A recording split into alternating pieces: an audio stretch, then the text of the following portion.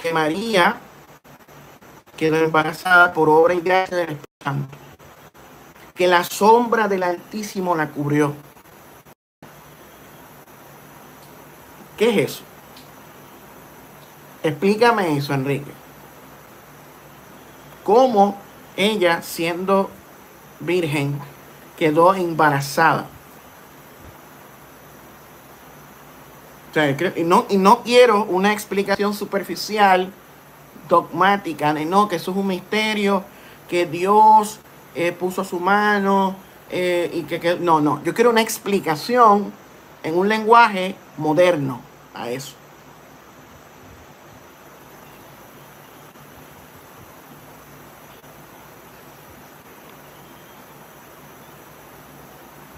Ok, Jorgito quería ver, mira, aquí está.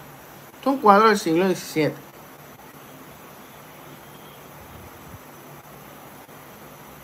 Aquí vemos una especie de objeto discoidal allá arriba, lanzando un rayo. Entonces se ve la paloma del Espíritu Santo y María, quien queda embarazada. Y no es el único cuadro, hay muchos cuadros en el arte medieval donde se ven estos objetos extraños en el cielo y lo relacionan con los personajes bíblicos, como Cristo, María y Juan el Bautista. Pero yo quiero que Enrique Hernández nos explique. No es eso. Es que eso no es lo que yo estoy diciendo, que si Dios no puede hacer cualquier cosa.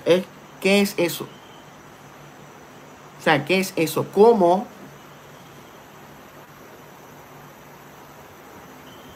Pero o sea, ¿dónde está la mente de Enrique Hernández? ¿De qué tú estás hablando, Enrique? O sea, está mezclando ahora que si yo soy un propagandista del catolicismo romano, ¿en serio? ¿De dónde?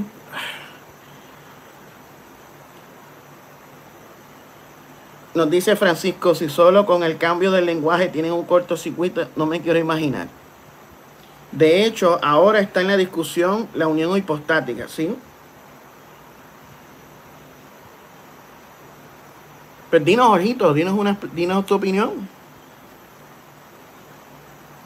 Nos dice, en las iglesias pentecostales, nos dice Jaime, en las iglesias pentecostales no permiten que sus miembros cuestionen sus dogmas e interpretaciones, claro. Y en la mayoría de las iglesias no se puede cuestionar. Se asume y se presupone y se cree de manera automática. Porque eso es lo que es un dogma. Un dogma es una creencia que estás obligado a creer. Así mismo es, Francisco. Y cuidado con si preguntas mucho, tienes que creer sin dudar como un zombie, como un robot programado. Nos dice Enrique, solo dice que la cubrió. ¿Cómo quieres investigar si no dice otra cosa? O sea, ¿cómo es eso? Explícame, Enrique, ¿cómo una mujer queda embarazada sin haber tenido relaciones sexuales? Explícamelo. Nos dice Jorgito, la siguiente, lo que es del espíritu se entiende espiritualmente, lo que es la carne. No, esa no es una respuesta. Estás parafraseando al apóstol Pablo, que está hablando en un contexto distinto.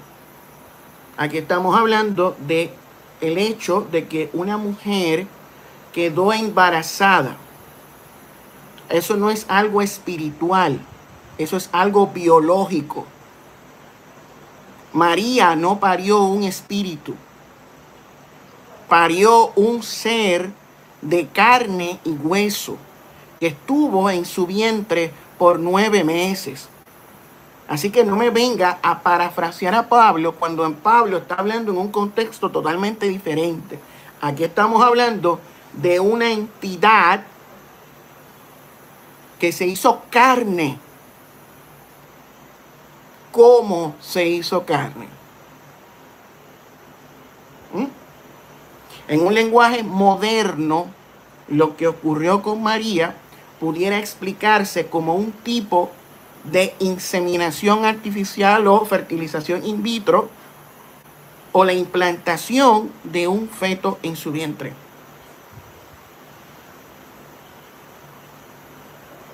Jesús tenía una doble naturaleza, según la teología cristiana, según el relato bíblico neotestamentario. Jesús era humano, pero también era divino.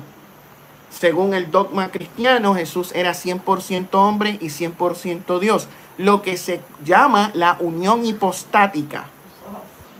En un lenguaje moderno, sería Jesús una especie de ser híbrido extraterrestre humano. Un hybrid, alien hybrid. En Arroz y Habichuela en el 2024. Y eso no niega su divinidad o lo que postule la teología. Nos dice, aquí vamos a leer los comentarios. Nos dice, pero por eso si no manejamos lo espiritual no sabremos nunca esto. No puedes decir que manejes un avión si no puedes. No, es que no es que no me enoje, es que estás hablando de forma evasiva. No quieres responder a las preguntas puntualmente. Estás citándome a Pablo cuando se está hablando, Pablo, que tú mencionas de Pablo, es un contexto totalmente distinto a lo que está hablando en el caso de Lucas, por ejemplo. La anunciación de Lucas. Los evangelios son una cosa y las cartas paulinas son otra. Tú no puedes mezclar eso con lo otro aquí. Porque aquí estamos hablando de una entidad biológica. Un ser biológico que caminó entre nosotros por 33 a 35 años aproximadamente, un poco más, un poco menos. No se sabe. Jesús dijo, mi reino no es de este mundo. ¿Qué significa eso? Enrique y Jorge. ¿Qué significa mi reino no es de este mundo? Yo vengo de arriba, que fue enviado por el Padre. ¿Qué es eso? ¿Qué quiere decir eso? ¿Dónde se encuentra ese reino de Jesús? Donde tiene sirvientes, donde tiene ángeles a su disposición. ¿Dónde se ubica eso? En la tierra. Es un reino terrenal. Es un reino dimensional.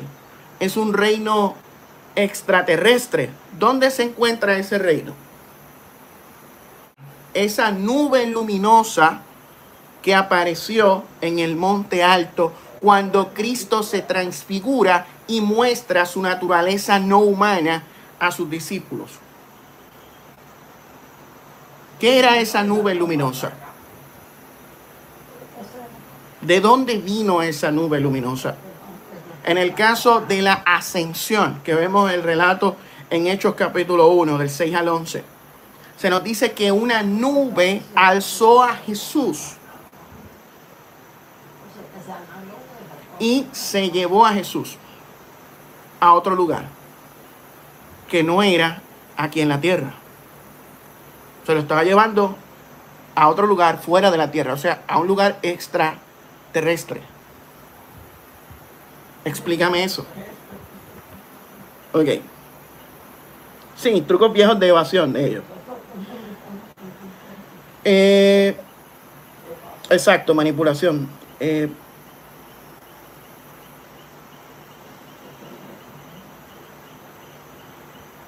No es que estás mezclando, Jorge. No quieres ir al punto. No quieres ir al punto. Estás utilizando a Pablo un contexto distinto para responder algo que está en el evangelio, en los evangelios. Vamos a ir a los evangelios. ¿Qué es lo que está relatando ahí? Está relatando la concepción de un ser biológico en el vientre de María, de una naturaleza no humana que asimila una naturaleza humana en el vientre de María. No está respondiendo.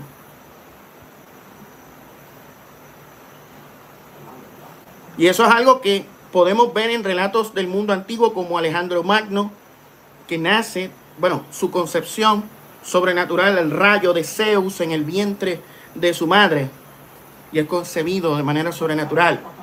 Uno de los Budas que desciende del cielo, de otro lugar, al vientre de su madre. El emperador amarillo, lo mismo. O sea, son relatos que se repiten en el mundo antiguo. Los nacimientos virginales no es algo único y exclusivo al cristianismo. Es algo que en otros pueblos y en otras culturas ya se hablaba de eso.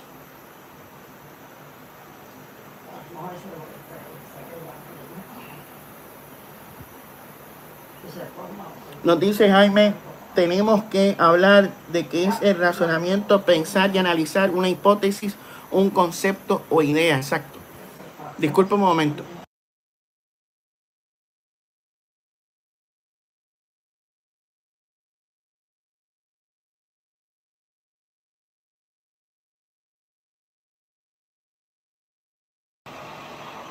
Ok. Nos dice Enrique, no entiendes que Él era todopoderoso si está en el tercer cielo. Es que tú no estás yendo al punto de cuestión. No estás respondiendo a mis preguntas, Enrique. Estás nervioso. ¿Tienes miedo, Enrique, de que tu sistema de creencias sea embuste? ¿Tienes miedo de contestar las preguntas, de ser puntual?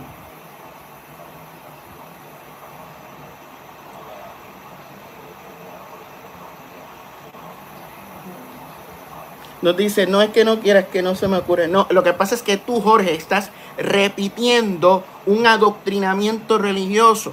Estás programado. Estás repitiendo una programación neurolingüística, un adoctrinamiento religioso. ¿Sabes? Estás repitiendo como loro lo que a ti te enseñaron. No estás pensando y analizando de manera objetiva y formular o responder a esta hipótesis formulada por mí.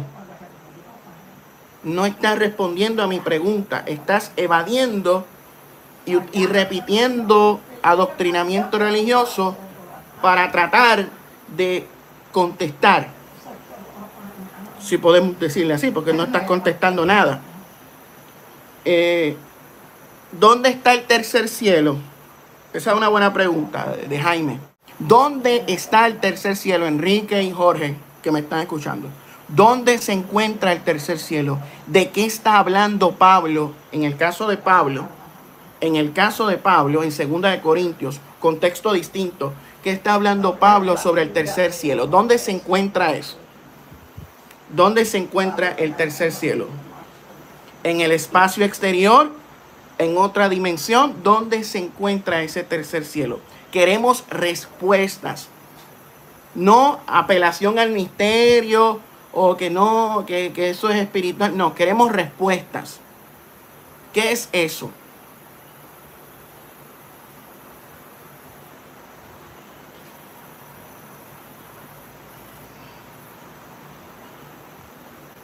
Nos dice Jorgito, entonces creo esto, el tercer cielo está en una parte del universo. Ahí está en su reino, ok. Pues entonces, en el universo, en el sentido físico material, o sea, estás mencionando de que el reino de los cielos se encuentra, es un lugar físico material que se encuentra en el universo físico, o sea, es algo extraterrestre. Estás admitiendo aquí, Jorgito, que el reino de los cielos es un lugar que se encuentra extraterrestre. Es extraterrestre. Es extraterrestre, porque extraterrestre significa fuera de la Tierra. Todo lo que sea fuera de la Tierra es extraterrestre.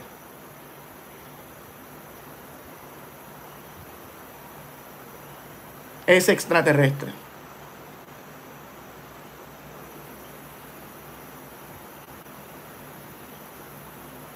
Entonces Jesús, me está admitiendo, es un enviado de un reino extraterrestre al planeta Tierra.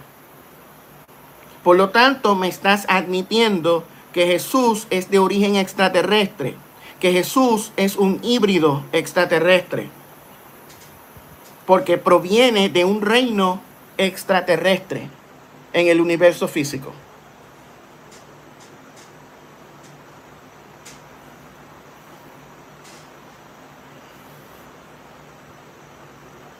Porque eso es lo que implica lo que tú estás diciendo. Esas son las implicaciones.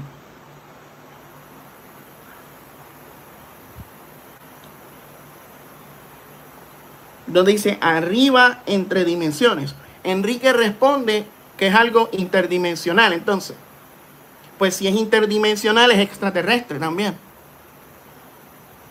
O sea, Jesús, tú ves a Jesús como un ser que viene extraterrestremente, pero interdimensional. ¿Ves? Ahí vemos dos respuestas distintas. Jorge menciona algo extraterrestre en el mundo físico. Enrique me contesta de que Jesús proviene de otra dimensión, pero también es algo extraterrestre, porque no es de este mundo. Ahí vemos dos respuestas distintas. Y son posibles ambas. Pero ¿cuál de las dos tiene la verdad? No se sabe. Pero cada uno quizás afirma tener el Espíritu Santo. Entonces el Espíritu Santo tiene dos contestaciones distintas. Qué raro, ¿verdad?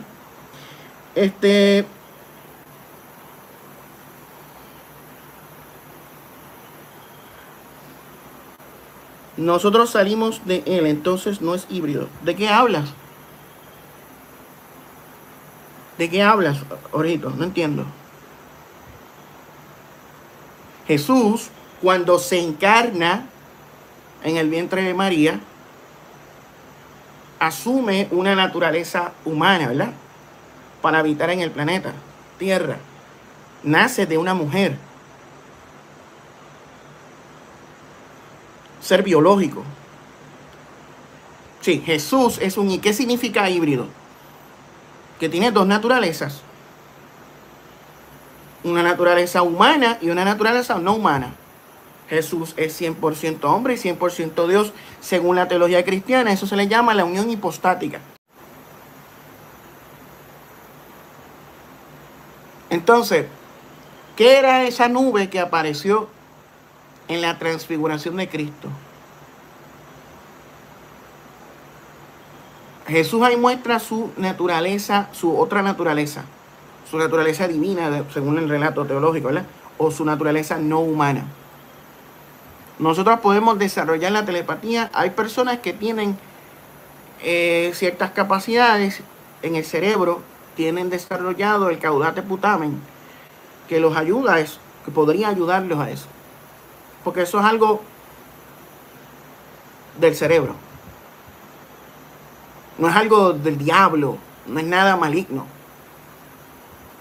Existe lo que es psicoquinesis, telequinesis, visión remota. O sea, la CIA tenía proyectos en la época de la Guerra Fría. Espionaje psicoquinético. Hay documentos oficiales que hablan de eso. ¿Qué era la nube? No era una nube producto. ¿Usted cree que es una nube producto del ciclo hidráulico?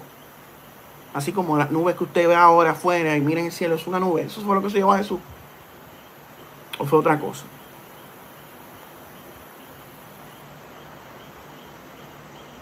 Yo creo que fue otra cosa. Me hace más sentido. Dice su poder y no tecnología. Poder, ¿cómo es eso? ¿A dónde fue Jesús?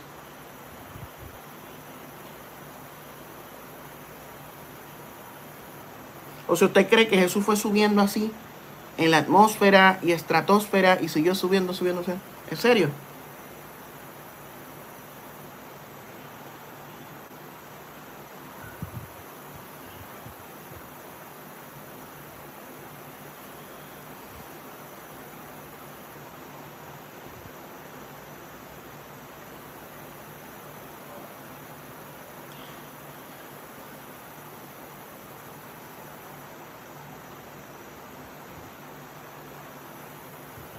Saludos a Carmín Beltrán, muy buenas noches.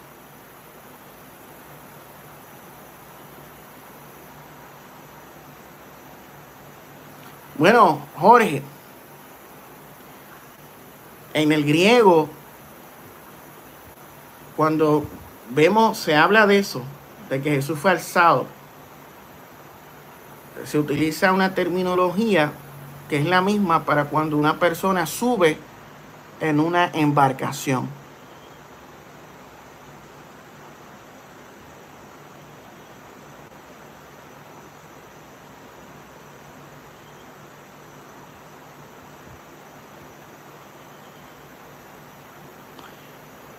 Entonces,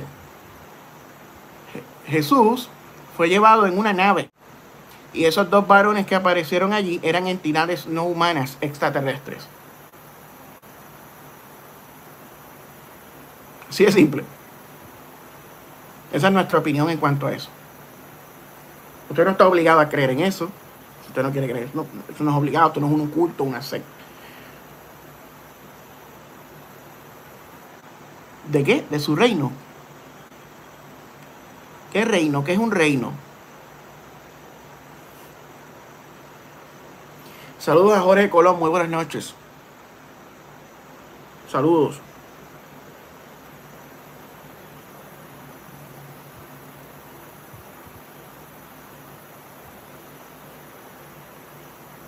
Entonces vemos entidades no humanas a lo largo del Nuevo Testamento. Seres de origen extraterrestre. Otros de origen criptoterrestre. Y otros que podrían ser de otra dimensión. O de un mundo paralelo. Dimensiones paralelas. En otras culturas, en otras religiones, otras mitologías, otras historias, hablan de cosas parecidas. Los teoi de Grecia, que tenían hijos demidioses, semidioses, como Heracles, Jasón, Perseo, Aquiles. Eran seres híbridos de entidades no humanas llamadas teoi.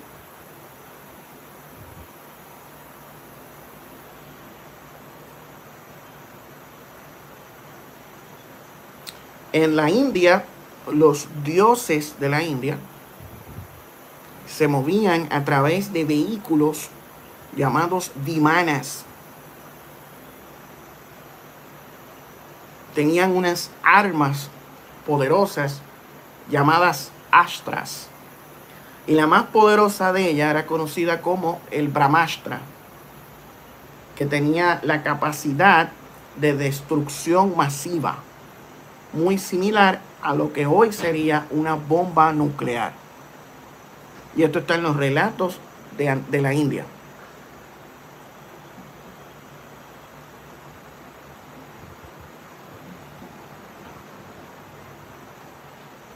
Entonces, hay relatos de que estas deidades o de estos dioses tuvieron hijos e hijas con seres, con mujeres humanas o mujeres no humanas o entidades no humanas féminas que tuvieron hijos con humanos varones. O sea, una raza híbrida alienígena en este planeta hace miles de años atrás. Y creemos que todavía eso existe. En los relatos de Génesis, capítulo 6, habla de los Bnei Elohim, que se mezclaron con las hijas de los hombres y crearon una raza híbrida llamada Nefilim. Los Nefilim. En la mitología griega, esos serían los semidioses, los hijos de los teoi.